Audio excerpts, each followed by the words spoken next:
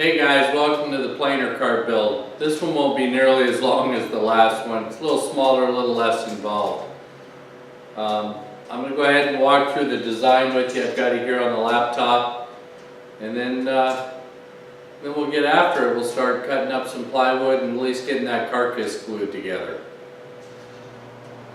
So this is what I'm currently using for the planer cart. As you can see, it's really got no built-in storage. And we can do better. So we're going to go ahead and put a cupboard in the bottom to house all of my glues and finishes and things like that I lost in the last project when we did the new outfeed table. I'll also put a drawer in the top, and then I'll design a locking device to hook up to the T-track on the new table. So let me walk you through the SketchUp drawings, and I'll show you what I have in mind. So this is what I envision the unit looking like. Simple door, simple drawer, little oversized top, and I'll design the attachment for the T-track where it mounts to the new outfeed table once I get to see the unit physically in place. And this is just more of a simplistic rendering with no door and drawer in it, just to help me along, keep my ideas solid.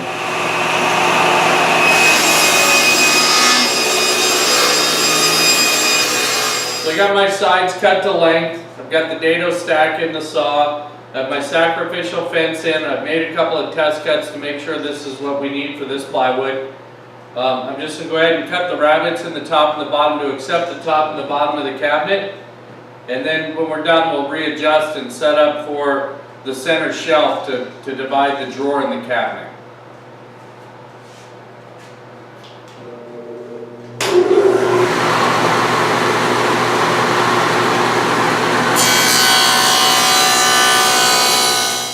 So I've left my dado stack set up exactly like it was. I've moved my fence over roughly 5 inches. I'm going to cut that dado in each one of the sides to accept that center divider, which will separate the drawer and the cupboard. So let's get after it.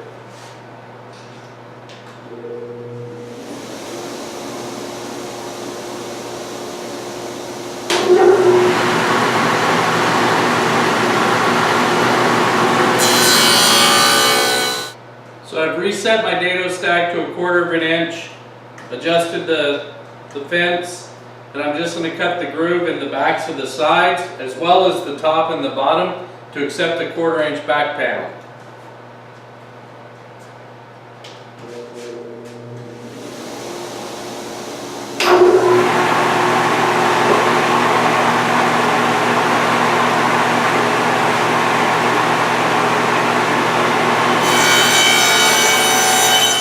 So I hope this shows up on the video. Always dummy proof your parts. Little Sharpie on the back. I've marked these for the dados. That way I don't have to remake these parts. So while my dado stack was in the saw, I took the time to go ahead and soak my regular blade. This is the Forest Woodworker 2. I made a test cut with it after I put it back in, and that simple cleaning just made a world of difference in the blade. Probably get me through the rest of this project before I send it out for sharpening. So I'll apologize ahead of time if my compressor kicks on. I still haven't fixed my slow leak. We're just going to glue this up, get it squared up. Going to use some pin nails, get some clamps on it, and let it sit for the night.